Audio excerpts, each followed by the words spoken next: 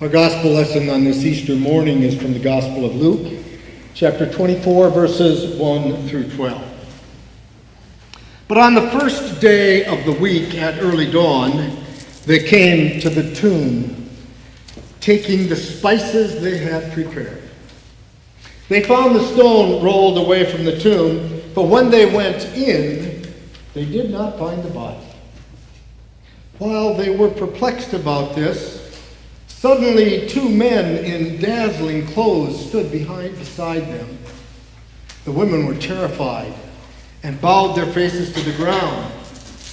But the men said to them, "Why do you look for the living among the dead? He is not here, but has risen. Remember how he told you while he was still in Galilee, that the Son of Man must be handed over to sinners and be crucified, and on the third day rise again." Then they remembered his words, and returning from the tomb, they told all this to the 11 and to all the rest.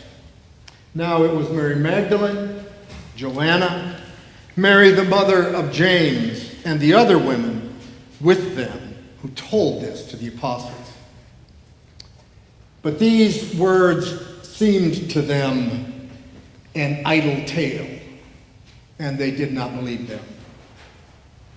But Peter got up and ran to the tomb. Stooping and looking in, he saw the linen cloths by themselves. Then he went home, amazed at what had happened. I suppose every generation wonders why God didn't choose to send the Messiah in their generation, their lifetime. And wouldn't it have been advantageous to God's message of love had Jesus been born 33 years ago? Can you imagine how quickly the resurrection story would have spread? Twitter, Facebook, Instagram, all the other instant messaging platforms. In a matter of minutes, perhaps even in seconds, using social media, Mary Magdalene, Joanna, Mary the mother of James, and the other women could have spread the news all around the world. Wouldn't that have been great? CNN would have been in the garden with live coverage. The other 24/7 news stations would have coverage in just minutes. Don't you think that for once Fox News and MSNBC would have both gotten the story right?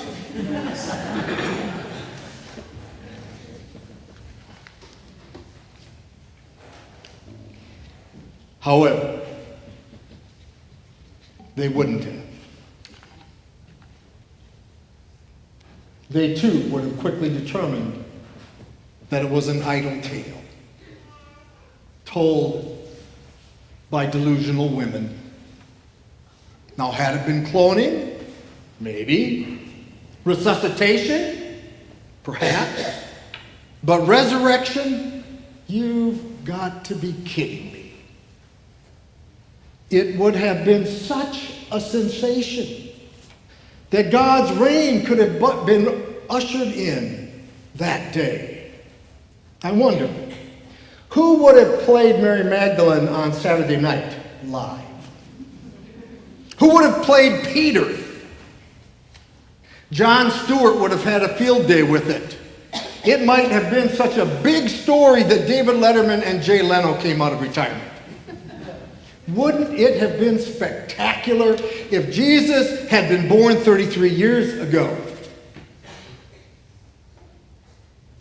Perhaps that's why it was 2,000 years ago.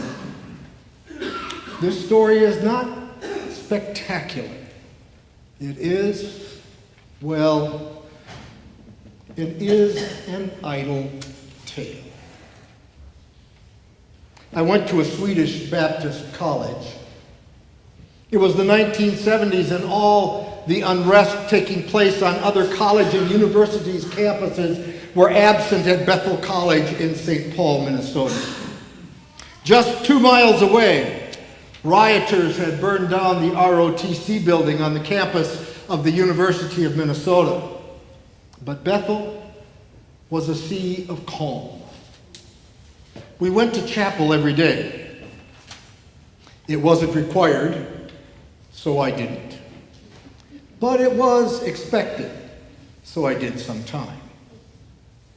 It's where I fell in love with the old Swedish hymn, Children of the Heavenly Father. Children of the Heavenly Father, safely in his bosom gather, nestling bird or star in heaven, such a refuge ne'er was given. God his own doth tend and nourish, in his holy courts they flourish. From all evil things he spares them, in his loving arms he bears them. It's a quiet hymn. No one ever sang it loud.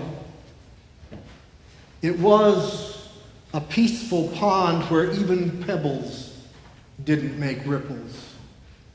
You could bask in its warmth all day long.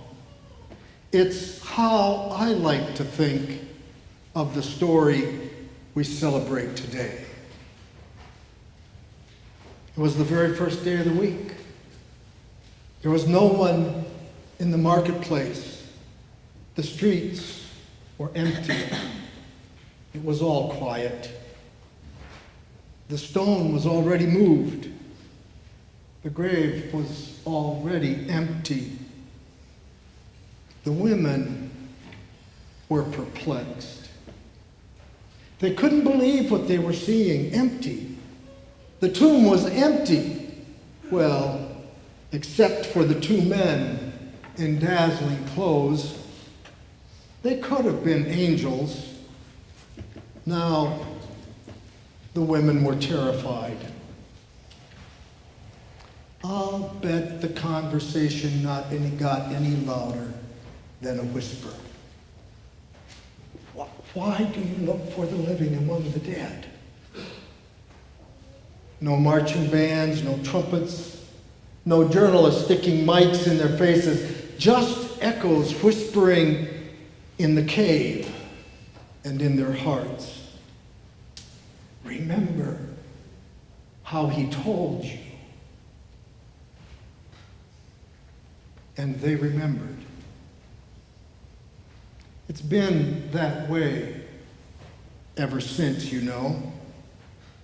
Women, children in their arms, softly whispering and singing this story. It's too unimportant for CNN and the Today Show. When we ponder it, it doesn't produce a high five. It's too fragile for hand slapping.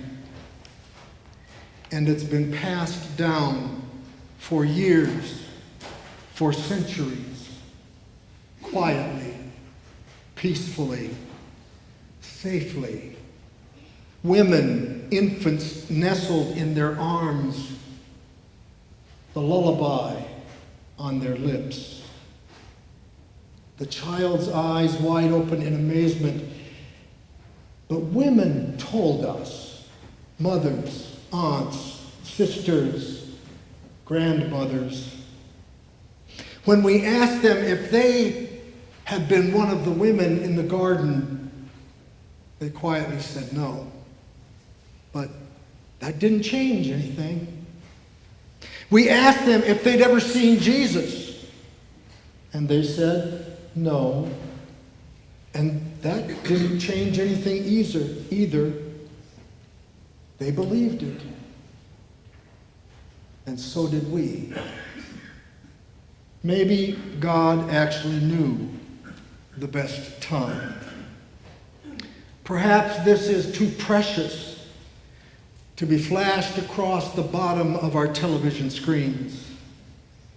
Too valuable to be shared on Facebook.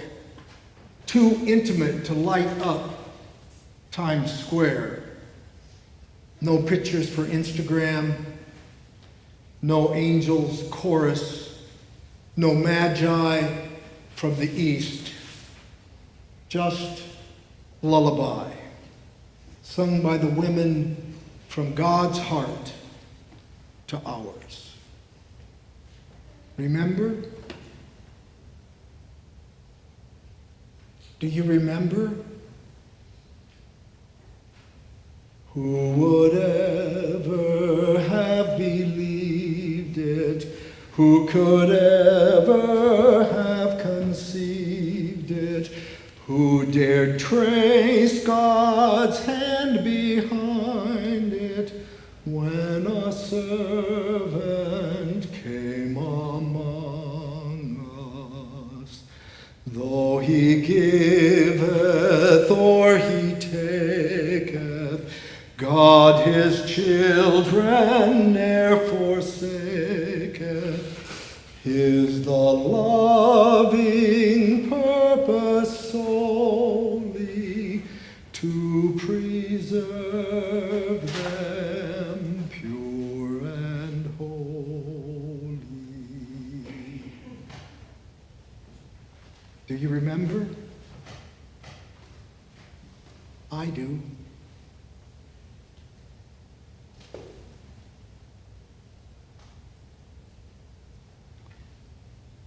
Just after